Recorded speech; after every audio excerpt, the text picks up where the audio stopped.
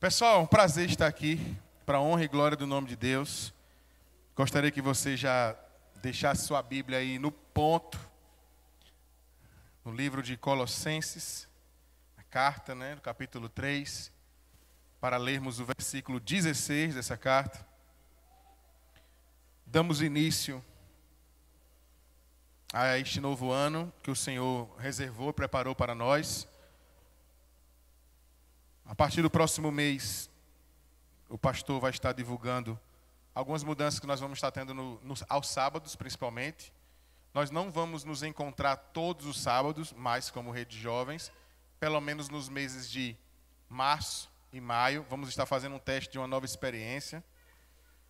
Acredito que vai dar muito certo, vai ser muito bom para todo mundo. E aí o restante dos meses está nas mãos de Deus, como é que vai ser, né? Mas nós vamos estar fazendo esses testes, o pastor vai estar passando com mais cuidado. Amanhã também vai estar, se não amanhã no próximo domingo, mas o certo era para amanhã, né?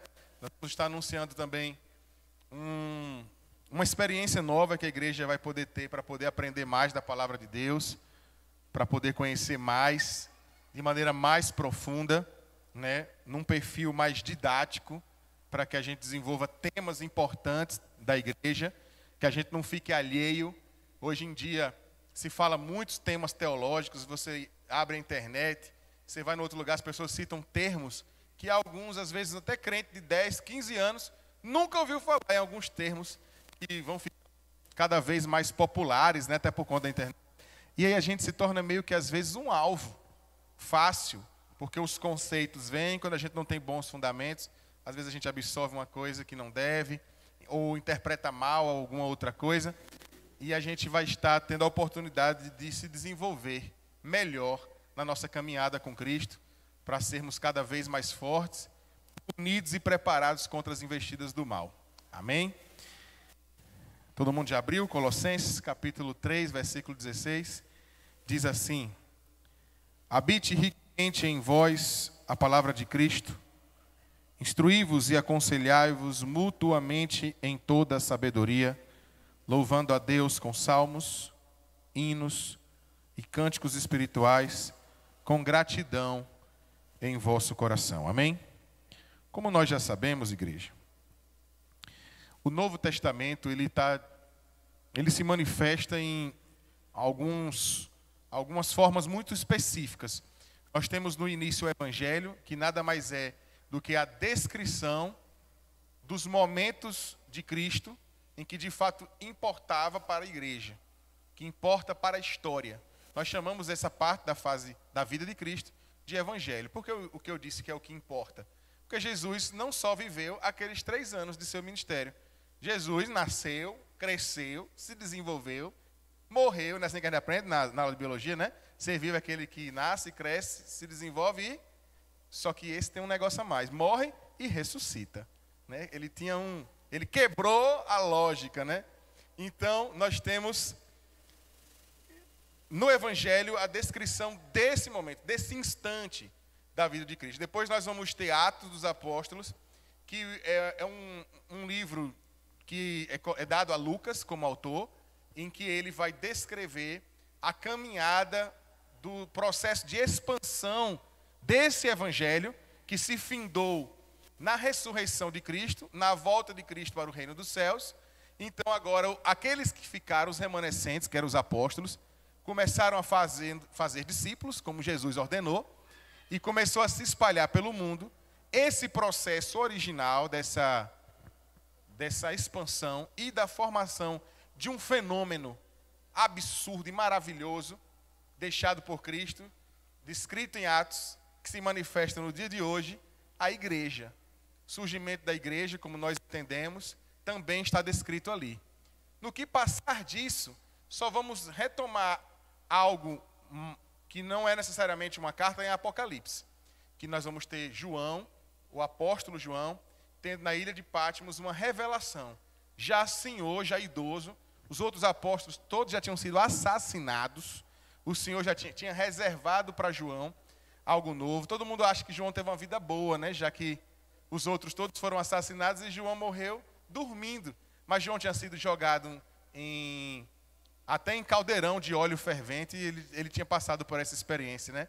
Mas estava ali vivo naquele momento porque Deus reservava para ele algo diferente. E essa revelação é o que nós chamamos de livro de Apocalipse, que significa revelação. Apocalipse é só isso, revelação. O livro poderia se chamar Revelação. Aí, culturalmente, nós entendemos a palavra Apocalipse, sentimos ela, parecendo que a gente está falando em fim dos tempos.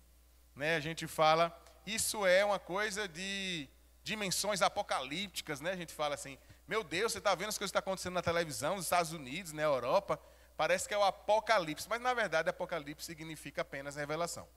Nesse miolo, no meio desse espaço entre Atos e Apocalipse, nós temos diversas cartas que foram enviadas para igrejas, cidades e pessoas. A maior parte dessas cartas foram escritas por um homem chamado Paulo. Paulo, ele, depois de Jesus, talvez seja, em termos de visibilidade, um dos grandes protagonistas do Novo Testamento. Passa muito por ele o que nós vamos entender hoje e toda vez que nós lemos uma carta.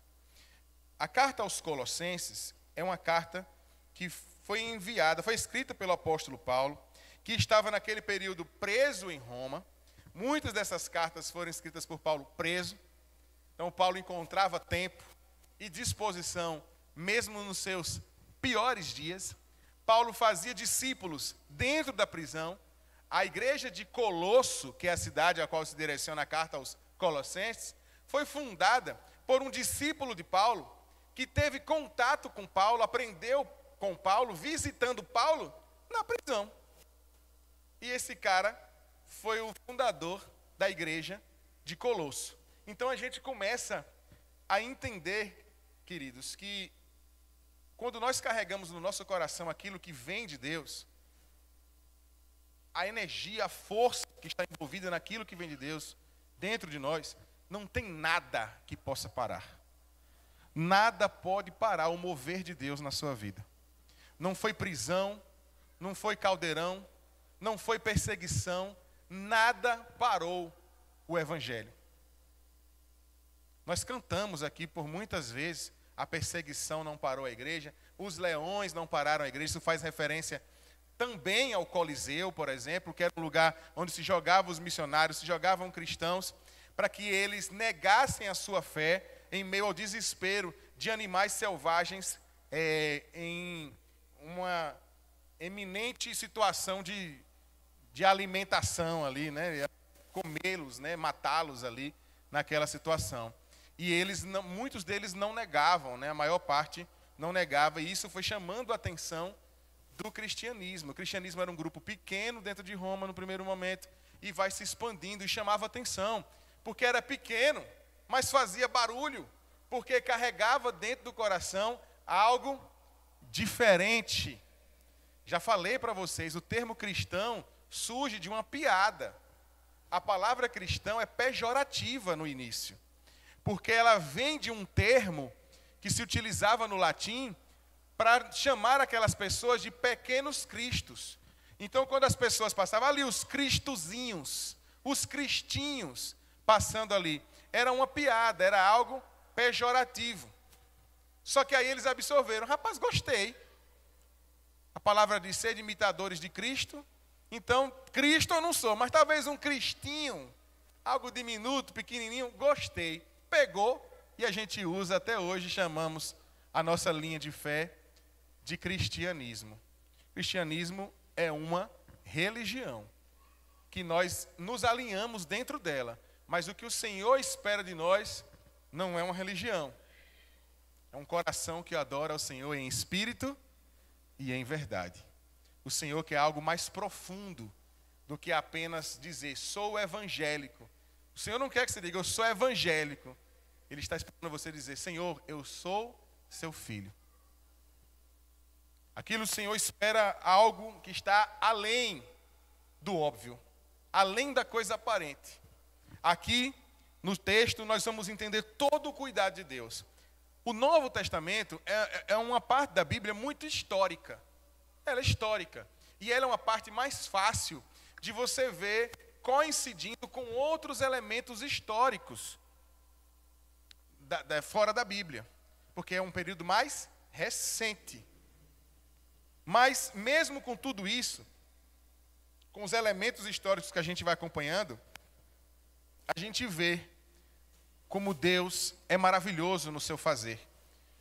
Porque em pequenos elementos das expansões, da mudança das línguas, das nações que foram dominando, uma dominando as outras, religiões que começaram a dominar, como o Islã, que surgiu só depois, na Bíblia nem existia ainda nesse período, os muçulmanos só vêm existir bem depois, é uma religião bem recente, proveniente de um outro cara que supostamente teve uma visão, que foi o Maomé, e aí começa a se espalhar, também se expandir. Nada disso foi suficiente para matar o Evangelho.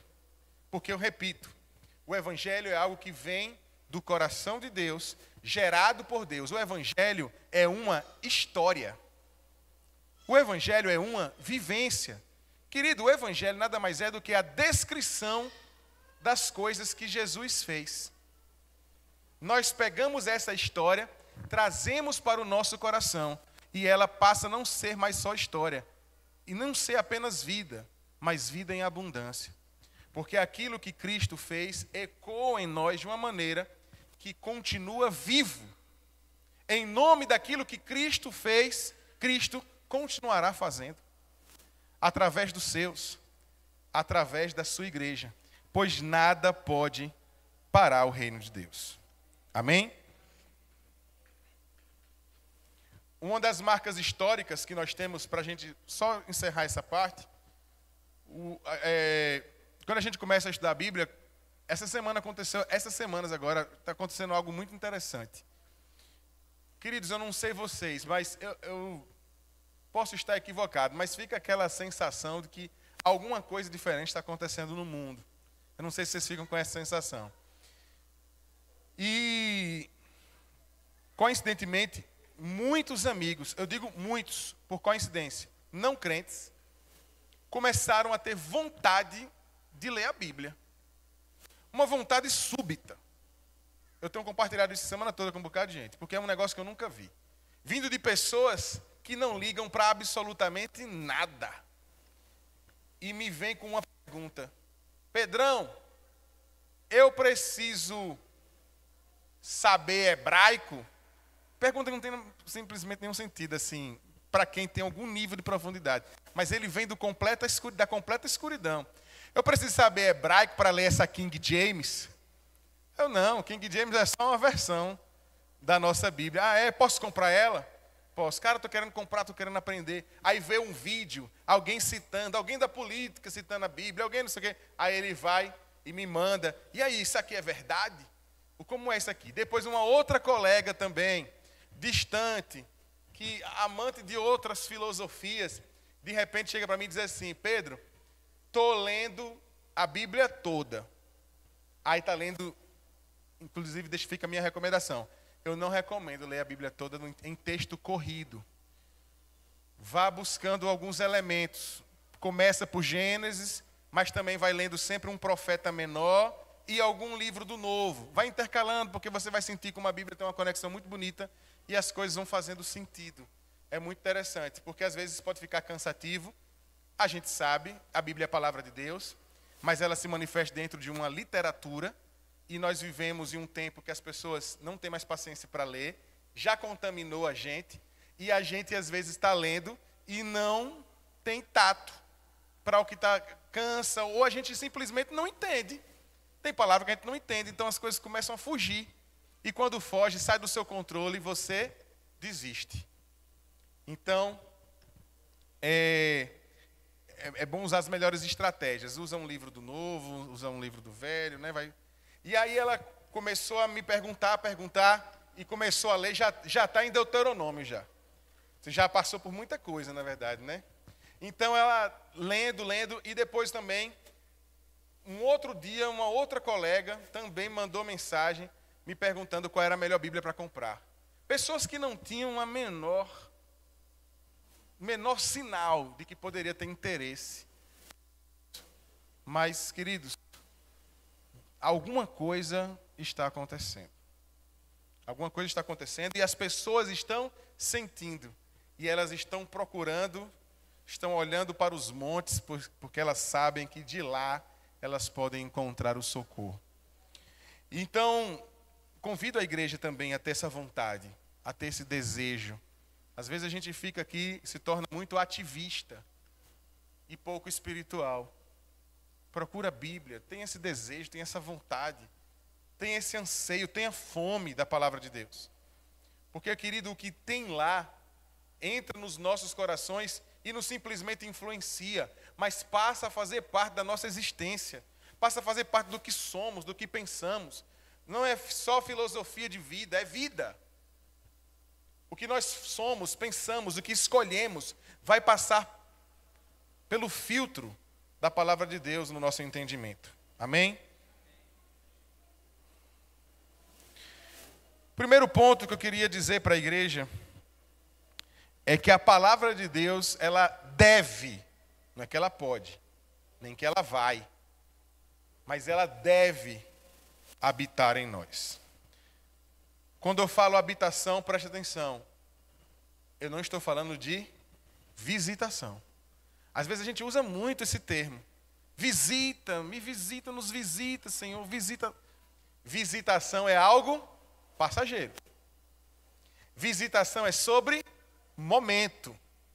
Visitação é sobre instantes. Visitação é religiosidade. Porque visitação é apenas dedicar religiosamente a instantes. Mas a habitação é permanência. Sabe quando a gente diz assim, tal coisa não tem como eu mudar, porque eu sou assim. Então nós estamos aceitando que algumas características habitam em nós. Um é mais raivoso, outro é mais medroso. Eu sou assim. O medo habita em mim. A raiva habita em mim. Às vezes a gente aceita muito fácil que sentimentos, que ideias possam habitar em nós. E a gente tem uma certa dificuldade para entender que as coisas de Deus, elas não são sobre visitações. Elas não são passageiras, mas elas precisam ser permanentes. Porque filosofias, ideologias políticas, conceitos educacionais, a gente vive isso na faculdade, na escola, no trabalho, em todo lugar. Essas coisas são coisas que nós trazemos para perto de nós como um instrumento de vida. A minha visão política é um instrumento de fazer política. Mas Cristo, não. Ele não é um instrumento. Ele não é um modo de pensar a realidade. Ele não é uma filosofia. Ele é vida em abundância correndo em nossas veias. Ele é algo muito mais profundo do que qualquer homem pode produzir. Com certeza vocês já viram na internet, em algum momento, uma opinião pública de alguém dizer: Jesus foi um grande político, Jesus foi um grande filósofo, ou agora a da vez, né? Jesus foi um preso político. Foi mesmo. Se olharmos humanamente, foi. Jesus foi condenado pelo sistema de Roma, pelo sistema dos judeus. Aí agora tem um vídeo que está rolando muito, né? Jesus, na verdade, veio para montar um sistema civilizatório. Jesus queria criar um conceito de cidadania. Não! Não! Jesus veio porque é o próprio Deus encarnado. Veio para trazer redenção aos seus. Veio para os seus e os seus não receberam. Então se entregou em totalidade para todo aquele que nele crê. O plano de Cristo na terra é espiritual. Aquilo para o qual Cristo foi enviado foi para trazer salvação, nos livrando da condenação eterna e se fazendo caminho, alternativa e possibilidade. Quando ele disse: eu sou o caminho, a verdade e a vida, ninguém vai ao Pai senão por mim. Aquilo que Jesus veio, Jesus é, não é sobre política, não é sobre filosofia. Por mais que pareça, e parece mesmo, porque aquilo que o Senhor faz nas nossas vidas é tão forte, é tão impactante, que muda a forma de pensar política, muda a forma de pensar a educação dos filhos, muda a forma de viver em sociedade, muda a forma de pensar o casamento, muda a forma de comprar, a forma de ter, a forma de desejar as coisas. Quando nós temos Cristo, muda tudo. Então afeta todos os campos de ser um ser social. Porque aquilo que Cristo faz em nós, mexe em todo o universo. Então, para aqueles que são rasos e superficiais, vai ficar apenas no raso e no superficial. Jesus é um político, Jesus é um preso político, Jesus é um filósofo, Jesus é um pensador. Não, Jesus é o Filho de Deus. Veio para trazer redenção, transformação, para trazer algo profundo à nossa existência. Claro, vai influenciar em todos os outros campos, mas ele é algo muito além daquilo que os nossos olhos físicos, o nosso entendimento intelectual consegue acompanhar. Tentar ver Jesus apenas com o intelecto, com os olhos da cara, com esses ouvidos aqui, é ver apenas o bom homem, mas não ver o Filho de Deus. Precisamos de olhos espirituais para perceber isso. Em Salmo capítulo 119, melhor dizendo, em Salmo 119, no verso 11, diz: escondi a tua palavra no meu coração para eu não pecar contra ti. Aquilo que o Senhor tem para nós deve ser depositado em nós. E preste atenção, depósito, e vai permanecer, para que eu não peque. Porque aquilo que Deus oferta para nós promove santidade. Quem quer ser santo aqui? Então guarda no teu coração aquilo que vem do Senhor. Guarda no teu coração em profundidade aquilo que vem do Senhor. Reserva o melhor lugar do teu coração para as coisas de Deus. Às vezes os espaços mais fortes do nosso coração está dando voz às mágoas, aos rancores, às raivas que nós temos às vezes uns dos outros, do irmão que me feriu, do parente que me condenou, da coisa que eu vivi lá no passado que me machucou. Ganham espaços sonoros dentro do nosso coração. Querido, esse espaço que tiver mais força de reverberar algo, dê ao Senhor. Traga isso sempre para a sua memória. Coloca o Senhor no profundo, mas coloca também ali na beirada, para que você sempre lembre dele. Sempre lembre dele. Na hora que você tiver uma decisão difícil, que seja fácil lembrar do Senhor. Na hora da angústia, que seja fácil lembrar do Senhor. Porque quando Jesus está guardado lá no gabinete, quando Jesus está lá no criado mudo, lá no armário, lá na despensa, vai acontecer a tribulação na sua vida, você vai chorar, vai se desesperar, vai procurar a ajuda de tudo que for e só vai lembrar do Senhor quando você já estiver lá no buraco, porque você deixou o Senhor lá no buraco. E aí quando você chegou lá, eita, não é que eu tinha isso guardado aqui? Mas quando Jesus ocupa um lugar principal da sua existência, no dia da crise, você lembra do Senhor, porque Ele está em toda parte do seu coração. Ele está em toda parte daquilo que você é. Você olha para todos os lados da sua existência e lá está o Senhor. Então no dia da angústia, no dia da tribulação, não tem como fugir de Deus, porque Ele está em toda parte e tem protagonismo na sua existência. A palavra de Deus deve habitar em nós, como nós já citamos, habitando de fato, permanecendo, não apenas visitando, e também habitar de forma rica, não de forma superficial, porque quanto mais conhecemos aquilo que vem de Deus, mais transformados somos, porque também Salmo 42, verso 2 diz: a minha alma tem sede de Deus, do Deus vivo. Segundo ponto, quando nós falamos a palavra de Deus deve habitar em nós, agora falamos A palavra de Deus é a verdade absoluta. Existe um termo muito comum que a gente aprende nas aulas de filosofia, que a gente aprende e vicia nele. Tudo é relativo. A gente começa a dizer isso, né? Tudo é relativo, tudo é relativo. O que significa tudo é relativo? Que não existem verdades absolutas. Que tudo é uma meia-verdade. Tudo é um ponto de vista. Fulano é bonito. É relativo. Por quê? Porque a beleza, ela é subjetiva. Não existe, de fato, algo que determine o que é a beleza. A beleza é um olhar muito pessoal. Mas existem padrões que fazem com que, estatisticamente, algumas pessoas que se encaixam em determinados padrões, seja visto de uma maneira mais bela do que outros modelos, outros formatos.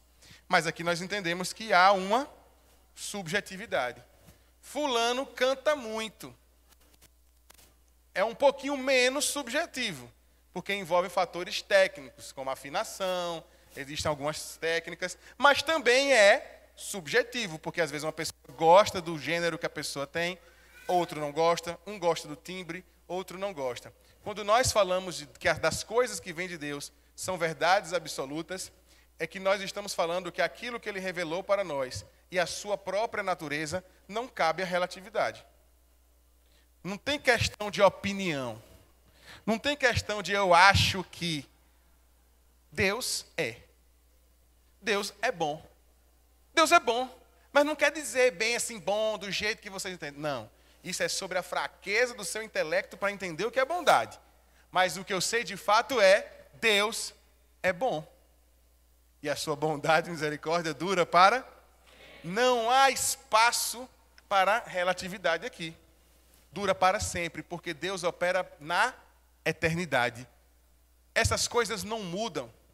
E quando falamos, traga a palavra do Senhor e deposita no seu coração, dá lugar de protagonismo, eu estou falando, dá espaço para um Deus, onde é o único que carrega a verdade. Se Deus é bom e não há nada maior do que Deus, não há nada melhor do que Deus. Porque ainda meu coração, as cabines do meu ser, ainda dão espaço para outras coisas que não são de Deus. Porque ainda há espaço no meu coração para os vícios. Porque ainda há espaço no meu coração para as mágoas. Para as impressões negativas. Por quê? Porque o Senhor ainda não é protagonista da nossa existência. Um coração brando, um coração puro, ele reflete essa pureza. Essas coisas não ficam mascaradas. Quem é bom, nós percebemos a bondade. Agora, quando nós não temos a cultura de conviver com ela, nós nos enganamos com qualquer coisa aparente.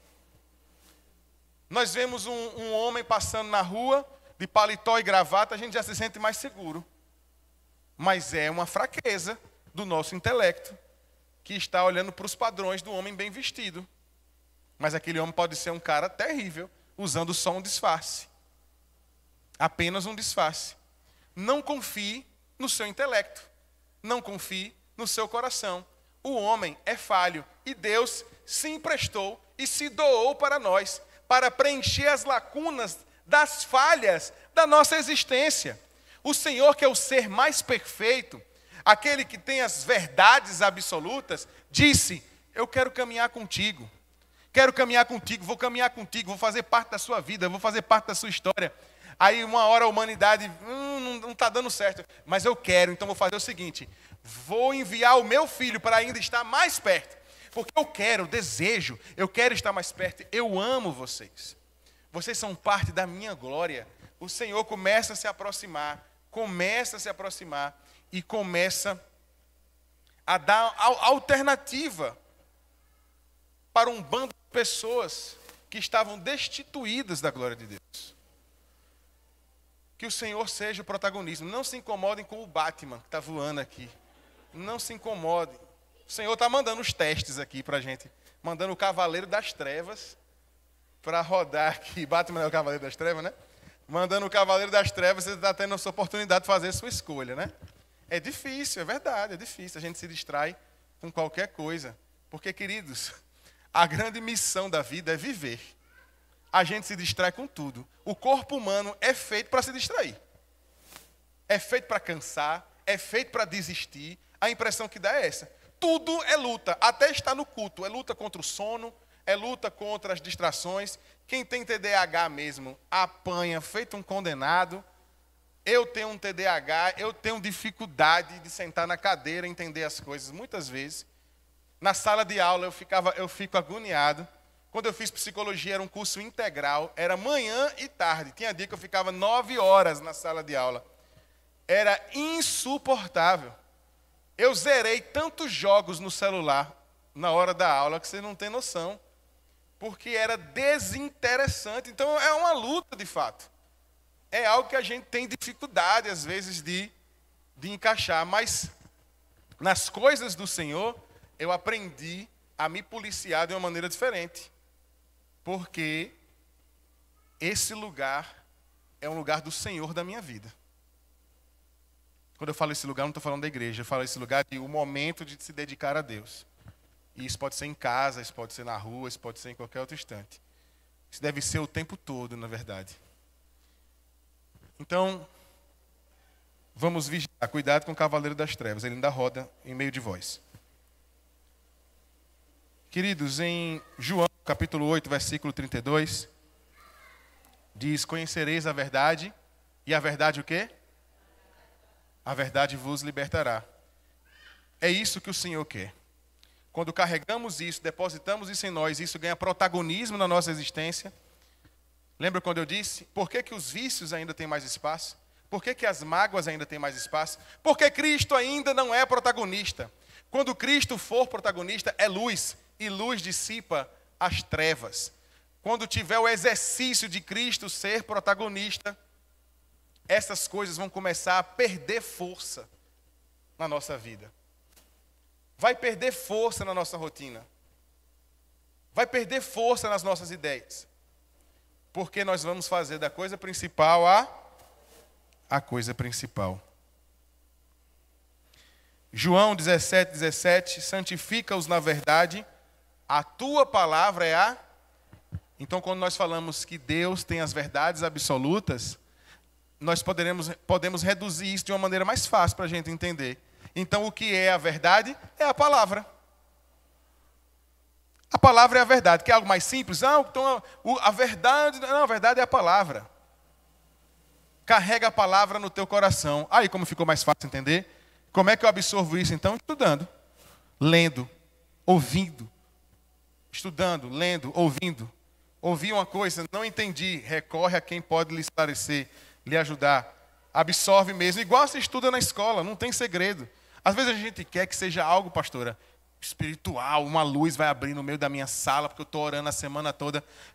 Exatamente, um negócio assim, né? Mas não vai ser.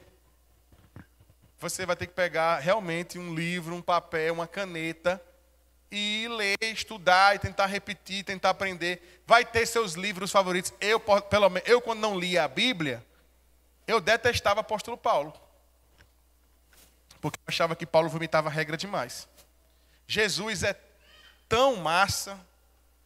Ai, porque a vida, então... Acho que Jesus era aquele cara good vibes, né? Super legal. Que tal isso, Jesus aí, né? Jesus, aí vem Paulo, aquele cara que não pode. Não pode. Não pode. Não pode. Não. Era Paulo. Quando a gente começa a entender e ler com cuidado, aí a gente vai vendo a beleza do processo e entender a importância de um homem como Paulo na história da Bíblia. Você vai entender por que existiam 12 e mesmo assim veio mais um. Porque o Senhor pegou um que não era judeu, trouxe alguém que falava a língua do mundo, a língua dos estrangeiros, a visão das pessoas que estavam de fora do meio dos judeus, e trouxe esse cara para interpretar a realidade de Cristo para o restante do mundo. Paulo é extremamente importante para que o evangelho chegasse em nós hoje. porque ele utilizou a linguagem de fora. Ah, mas ele não era, mas era um cara que tinha cidadania de outros lugares, um cara extremamente vivido, que falava diversas outras línguas, um cara que competia de igual para igual com os filósofos da época, que foi na Grécia, chegou no berço dos filósofos e converteu um bocado, usando uma artimanha dos caras, porque os caras tinham vários deuses, Deus Apolo, né, Atenas, Zeus e aquele circo todo, aquele negócio todo. Mas eles tinham um altar, porque eles acreditavam em tantos deuses. Na dúvida de existir um que eles não conhecessem, eles tinham um altar, o Deus desconhecido. Vai que tem um que a gente está deixando passar? Vamos fazer um altar que é o Deus desconhecido. Aí Paulo disse, eu vim trazer para vocês o Deus desconhecido. Criador de todas as coisas, e começa a abrir, e vários se convertem ali. Dali ele deixa discípulos. Era um homem extremamente importante. Mas como é que a gente descobre isso? Quando a gente entende que a palavra é a verdade de Deus se manifestando na nossa vida. Deus ofereceu a sua verdade, deixou de uma maneira humanamente possível de se consumir, que é um livro, que é um texto. Deus poderia, a verdade, querido, poderia ser igual um filme. Você ter que ir um dia para o Himalaia e descobrir que lá tem uma caverna e ter que lutar contra os escorpiões e as serpentes para pegar a pedra do poder. E quando você tocasse a pedra, aquela energia viria sobre você e lhe traria uma grande verdade absoluta, né? Desenho animado, do jeito que Bento gosta das histórias. Mas não. Deixou o livro, foi conduzindo na humanidade para que encontrasse todos os outros livros. Conduziu para que um homem inventasse uma impressora gigante. Conduziu para que um outro traduzisse tudo que podia. Vivesse na mesma época do homem que inventou a impressora gigante, que era Gutenberg. Publicou livro para tudo que era lugar. O povo começou agora a traduzir em tudo que era língua. E depois a Bíblia se tornou super popular.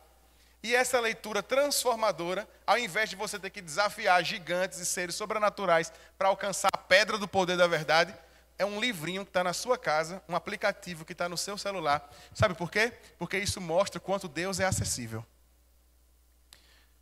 Buscar a verdade de Deus poderia ser uma grande luta. E hoje tem até em aplicativo a Bíblia, a palavra de Deus. Por quê? Porque Deus é acessível. Guarde isso no seu coração. No tempo da velha aliança, se precisava ter sacrifícios enormes, dedicação de meses para fazer um sacrifício, para poder adorar a Deus, ouvir o que Deus tinha para dizer. Aí veio Jesus e disse, quer saber de uma? Não vai precisar mais de cordeiro, de sangue nenhum. O homem mais puro que existia sobre a terra se sacrificou com sangue de verdade. O impacto da morte desse sangue ao tocar o solo foi tão grande que esse sacrifício abriu um portal eterno de acesso ao Pai por meio deste sangue que é Jesus. É muito simples. Sacrifício, dor, entrega, dedicação, amor, para que vivêssemos em simplicidade acesso ao Pai.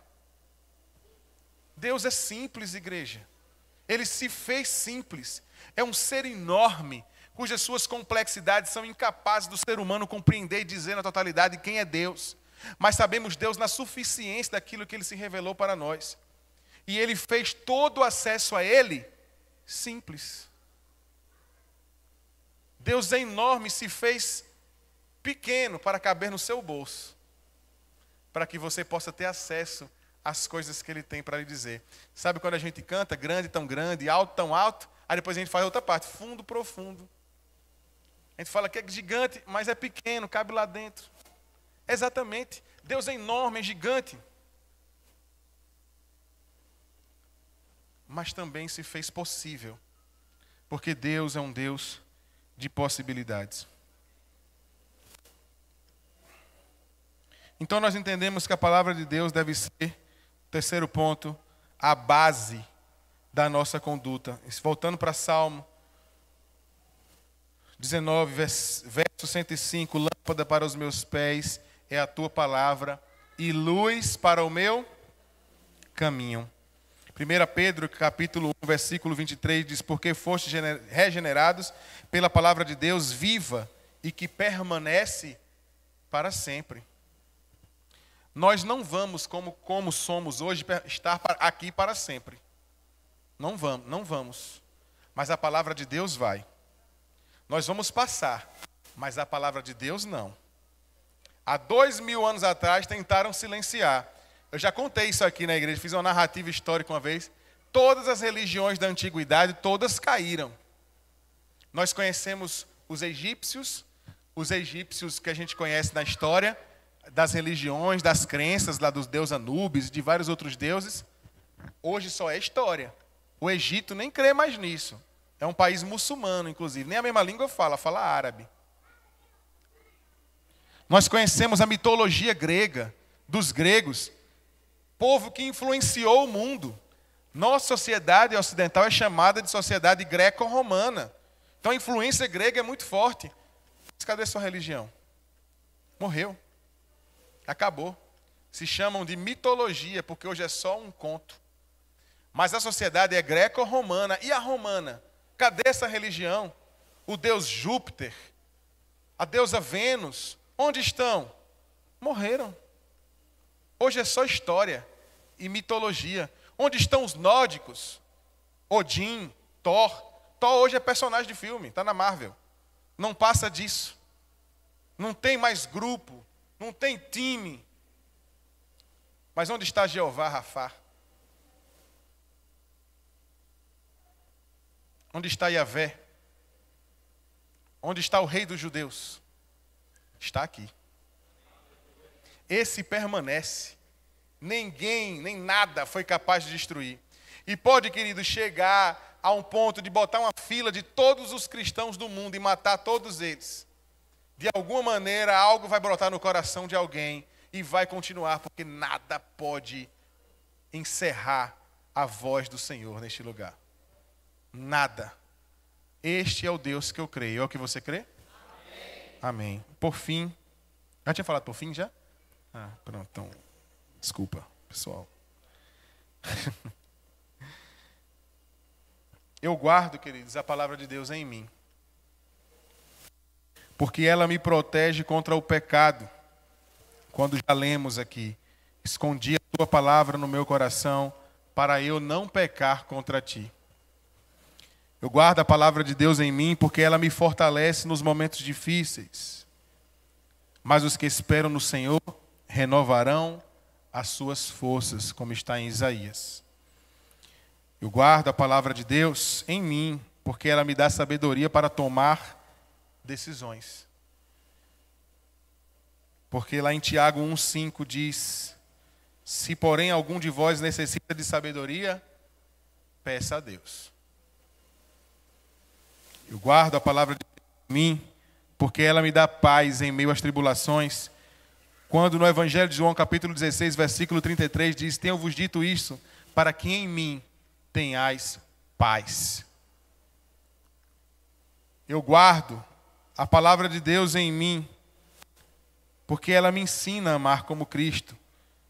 Nisto conhecerão todos que sois discípulos, se tiverdes amor uns aos outros, como está também no Evangelho de João.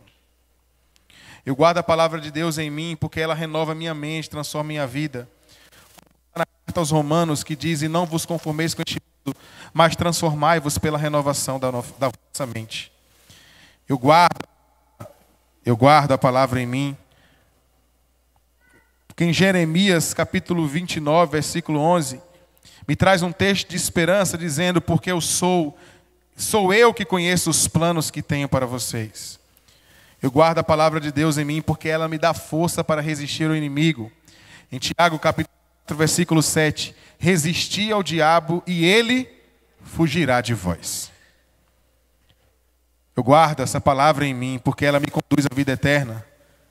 Quando no Evangelho de João, no capítulo 6, versículo 68, Senhor, para quem iremos nós? Tu tens a palavra de vida eterna. E por fim, eu guardo a palavra de Deus em mim, porque ela me faz frutificar espiritualmente. Se permanecerdes em mim, as minhas palavras permanecerem em vós, pedireis o que quiserdes e vos será feito. Evangelho de João, capítulo 15, versículo 7. É isso que o Senhor quer. Mas queira isso do Senhor. O Senhor quer o seu melhor, mas queira o melhor do Senhor.